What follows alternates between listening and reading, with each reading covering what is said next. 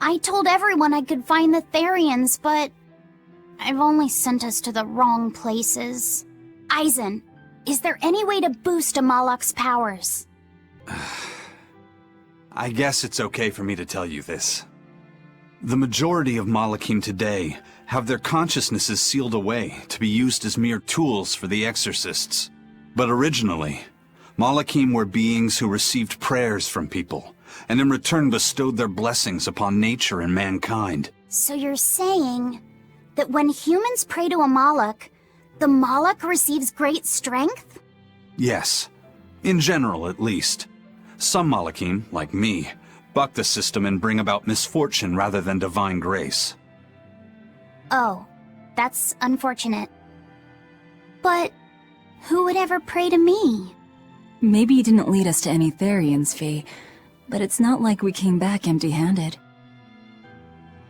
We found Orichalcum to use against Shigure, and we also learned we can hold our own against a dragon. Velvet. So where should we go next, Fee? Northgand! There's a big Earth Pulse point north of Hellawes! Works for me. Aizen? We can leave whenever you want. Doesn't matter to me. And I'm all set. Let's make our way to the harbor. When I say prayers, I don't mean outright worshipping. All I'm talking about are earnest thoughts and feelings directed at you. I see. So I'm already receiving prayers then.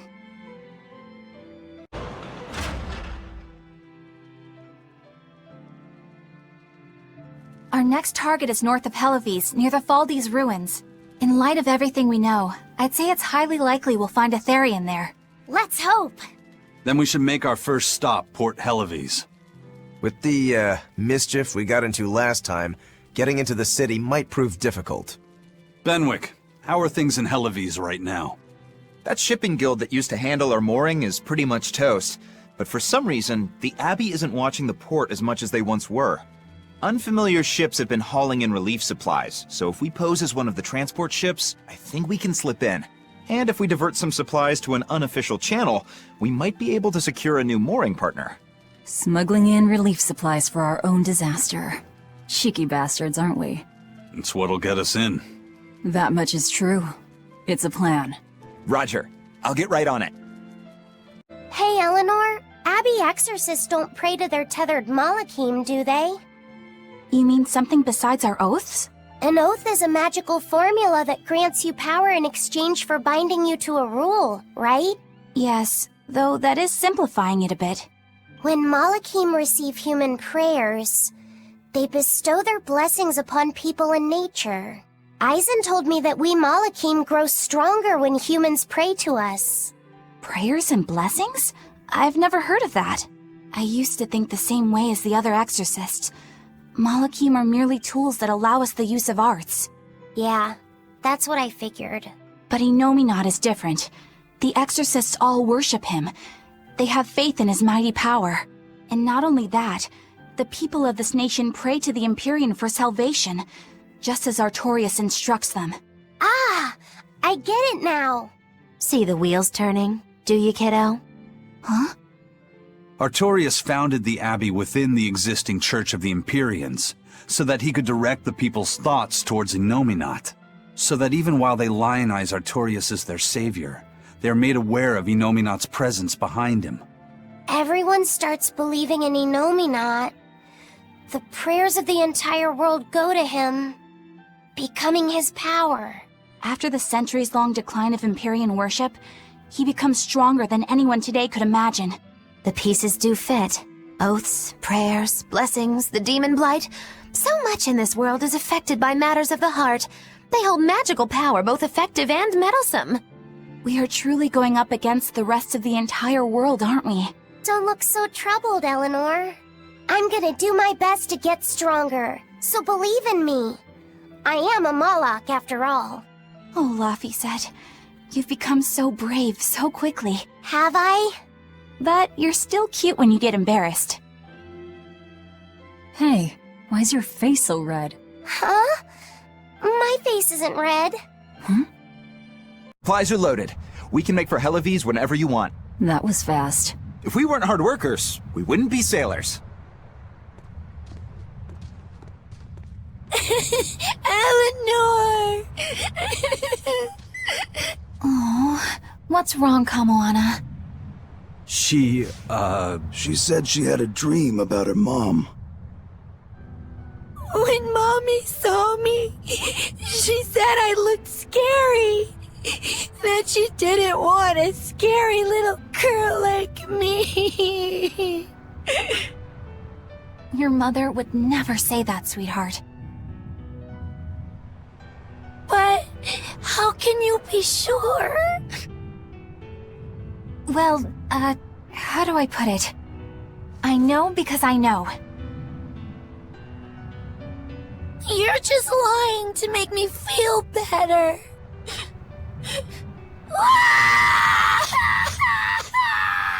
Aw, Kamoana, don't cry.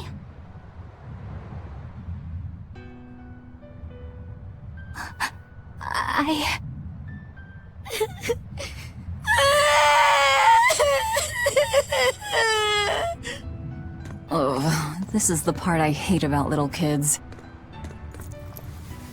I'm not a little kid! I hate you, Velvet! I hate you! That's right, let it all out. Stop it! Stop it! Mommy! I saw my mommy! She didn't want me!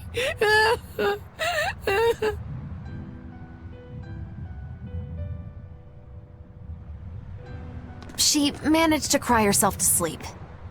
They're not rational creatures. Sometimes you just gotta let them cry it out. You seem used to it. I guess you could say that. Luffy usually kept himself together when he was younger. But when he was really little, he had times like this every now and then. And on that note, let's take off all we can.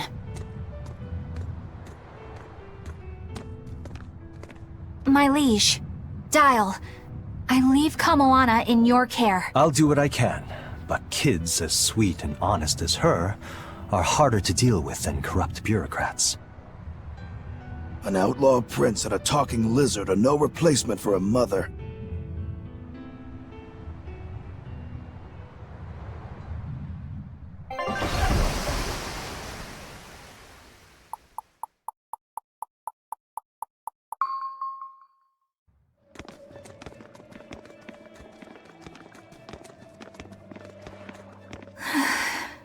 I do hope Kamoana isn't crying anymore.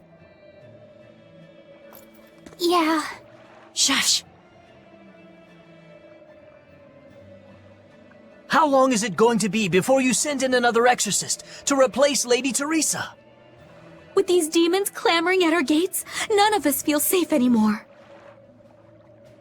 You have our deepest sympathies, but we were sent here on a different mission. That's what the last exorcist who came here said before leaving for the north. What could be up there that's worth all that attention? Surely we're not all being punished by the Abbey for what happened with Medusa, are we? That is not the case. Now, if you'll excuse us, we have business to attend to.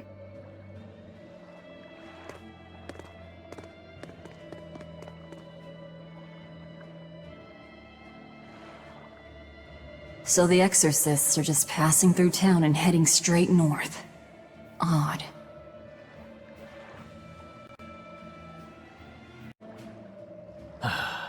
Ever since the Calamity showed up, everything's just gone to pot, I say. Calamity? What do you mean? I mean the demon who barged in and made a mess of our fair city. She's a nasty creature of pure evil, with an arm that eats anything that gets in her way. Haven't you heard of her? The Calamity's been rampaging across the whole kingdom, not just here. Scant few have seen her and survived. Huh. You don't say. After the Calamity raised our ships and our port, the shipping guild fell apart, and our trade routes got poached by other ports. It's bad. The town relies on trade to make ends meet. People are abandoning the city, and our streets are no longer safe. Not to mention the demon blight spreading again. Just the other day, a little kid turned into a demon. Just like that. What a world! What a world! What have the exorcists been doing during all of this? Well, Lady Teresa was in charge of this region, but she came up short against the Calamity, and got a fat demotion for her troubles. Several new exorcists have been reassigned here, but once they arrive, they all traipse right off to the ruins up north. This has to be Medissa's fault. If she hadn't gone and done something so stupid... Medissa? That's enough. This isn't something for outsiders to know. You're right. Sorry. I'm really worried about what's going to come of this town. It sounds like Hellawes isn't what it used to be these days. We need to ask around and find out more about what's going on here. Agreed. Especially regarding the Abbey and those ruins. I'm also curious about this Medissa woman. The ruins part makes sense, since the Earth Pulse point might be there. But why do you care who Medissa is? Just a hunch. Something tells me she's worth looking into. You're not gonna look into this Calamity chick? She sounds like a real terror. Yeah, I think I'll pass. I already know plenty about what makes her tick.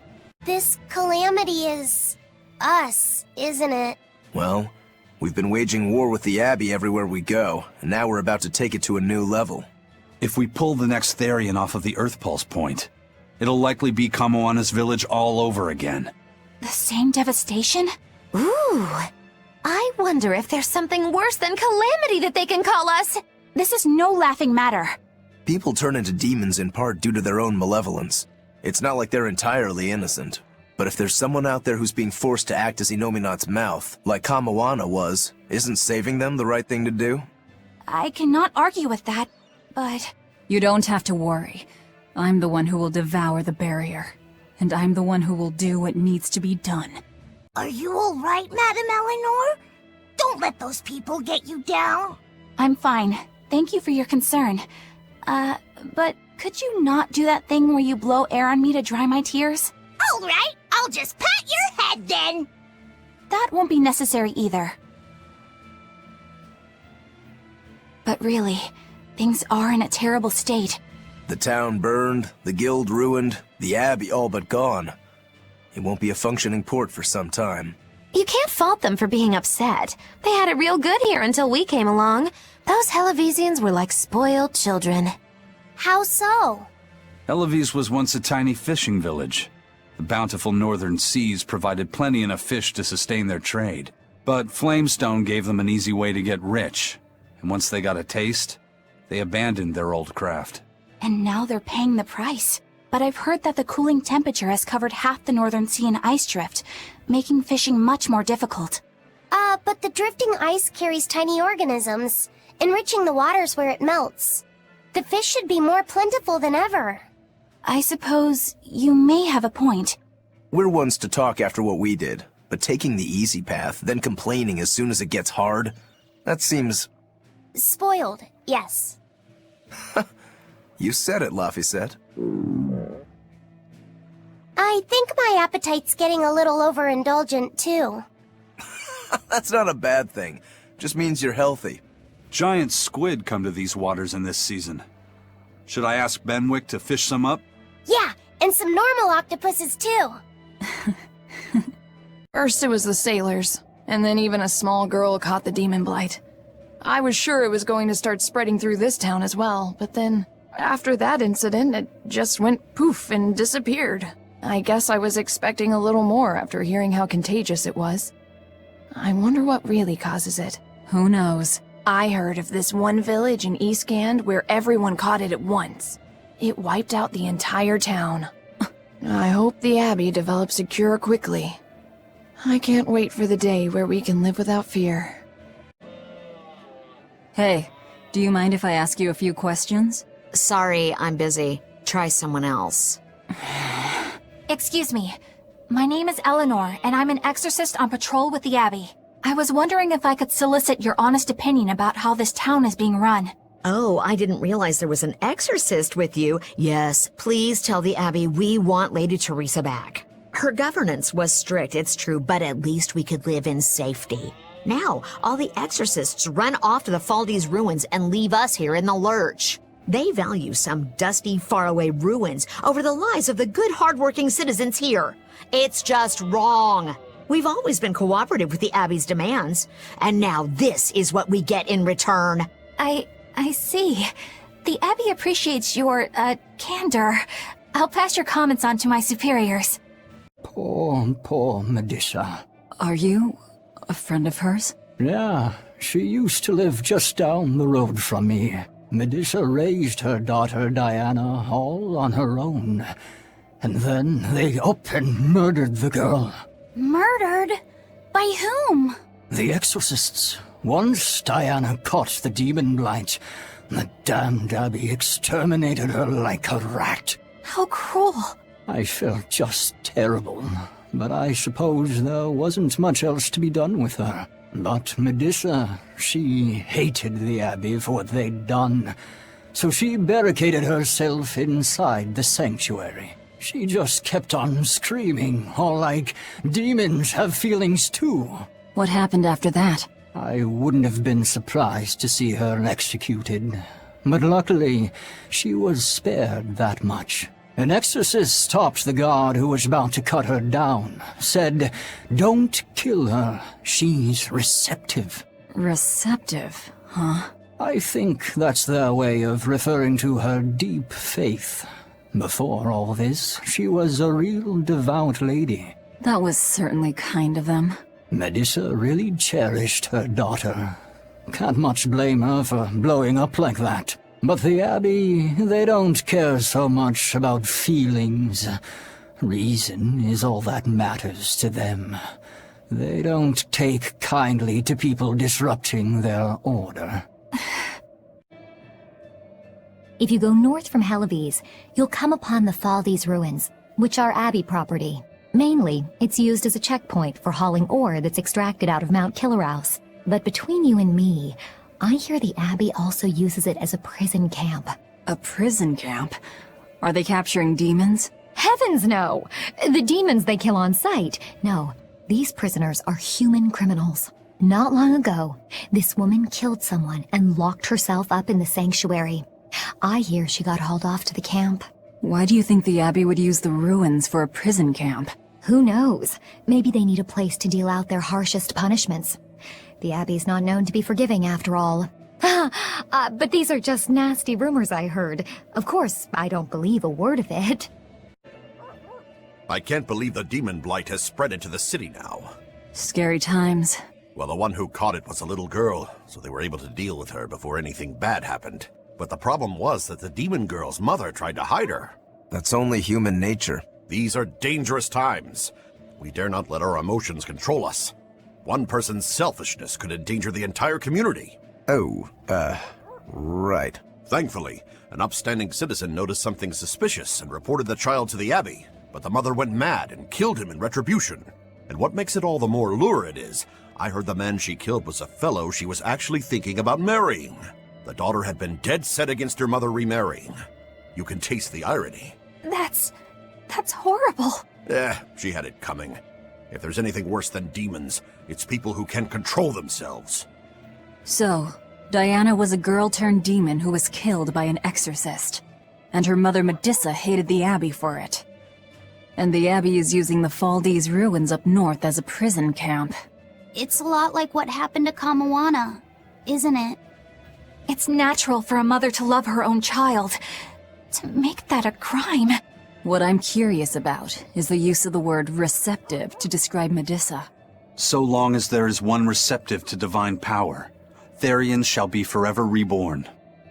If our interpretation of that ancient book is right, it likely means she's receptive to Inominat's power. Meaning they brought Medissa to those ruins where there's an Earth Pulse point, and then they made her into a Therian. That would certainly put all the pieces together, yep. Plus, if this Therian the Abbey created already hates them, that's all the better for us. Yeah, I imagine she'd be willing to work with us. Although, it sounds almost too easy. Did I jinx it? I just jinxed it, didn't I? Probably, but we won't find out until we try. True. Let's head for the ruins. And don't worry, you totally jinxed it. It's a book titled Words and Deeds of the Hero King. The king declared, "My people, you must always live with great vigor and hold hope for the world and for our future. Man can turn reason into disorder, but also can we surpass it. Our true power is in transcending the possible to achieve the ideal. My people, You must live without hesitation. Hold hope in your hearts. Hold hope for tomorrow. Transcending the possible to achieve the ideal. Lord Artorius, I have successfully translated all of the documents left by your predecessor. However, I have concluded that, for the time being, it is impossible to form pacts with all 4 Empyreans. As I feared. Not even my predecessor could achieve more than 2. I suppose using the 5th Empyrean is my only option. Is that even acceptable? Doing so would require... I will do whatever needs to be done. I betrayed my teacher. I betrayed the mission he gave his life for, that he entrusted in my hands. For a time I thought I could bear the weight of my sins and go on living, with Celica by my side. But now, she's gone. Yes. Man can turn reason into disorder, but also can we surpass it? Our true power is in transcending the possible to achieve the ideal. I must bring about the ideal world. I couldn't protect the people I loved, but this, at least, I will accomplish. Arthur? Huh? What is it, Velvet? Were you just talking to someone? No, I was just thinking out loud. Oh, okay. I finished making dinner. Tonight is prickle boar stew. Plenty of meat, but not too heavy. Sounds great. Let's hurry on back home, then.